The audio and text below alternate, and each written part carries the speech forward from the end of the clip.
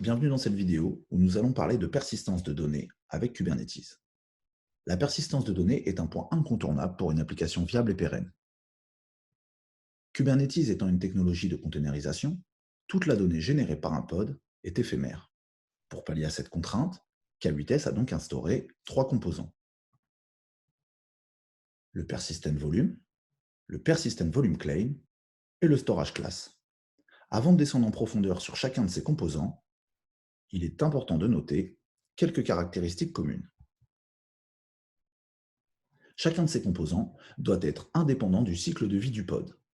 Il doit également être accessible sur tous les nœuds pour permettre à la data de survivre à un crash. Le persistent volume, c'est une abstraction d'une source de données physique. Il est là pour nous permettre d'écrire et de lire des fichiers physiques et doit donc être impérativement rattaché à une source de données. Ils ne sont dans aucun namespace de façon à garantir leur accès au sein du cluster.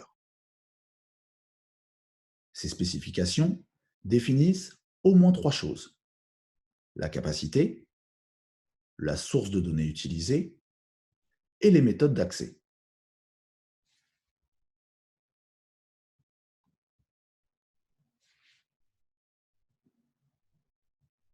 Le persistent volume claim est une couche d'abstraction supplémentaire.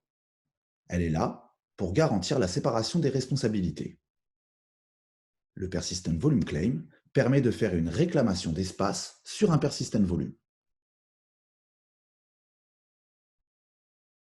On pourrait imaginer qu'un administrateur définirait un persistent volume avec une capacité, une source de données et des méthodes d'accès, et que le développeur d'application n'aurait pas à se soucier de où se trouve cette donnée et pourrait uniquement réclamer un espace requis à travers un persistent volume claim.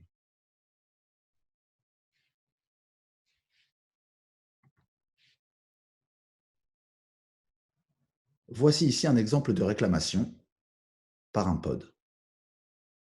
Nous sommes dans un container Nginx, et pour pouvoir stocker sa donnée, ce container va instancier un persistent volume claim.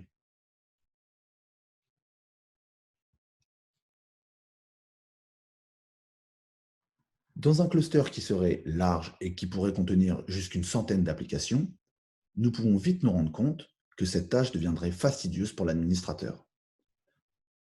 K8s ici encore intervient avec ce dernier composant, le storage class, qui agit comme un créateur de persistent volume dynamique. Il est là pour faciliter le travail des administrateurs et il réagit aux sollicitations des pods pour mettre à disposition un persistent volume de manière dynamique. Dans la catégorie persistance de données, il existe également deux autres composants, le config map et le secret. Accessibles en lecture uniquement, ils sont principalement là pour stocker de la configuration. Ils fonctionnent de la même manière, à l'exception faite que le secret est là pour stocker de la donnée dite secrète. J'espère que cette vidéo vous aura permis de mieux appréhender la façon dont Kubernetes gère la persistance de données. Je vous invite à mettre en pratique tout ce qu'on vient de voir dans cette vidéo, et à la prochaine!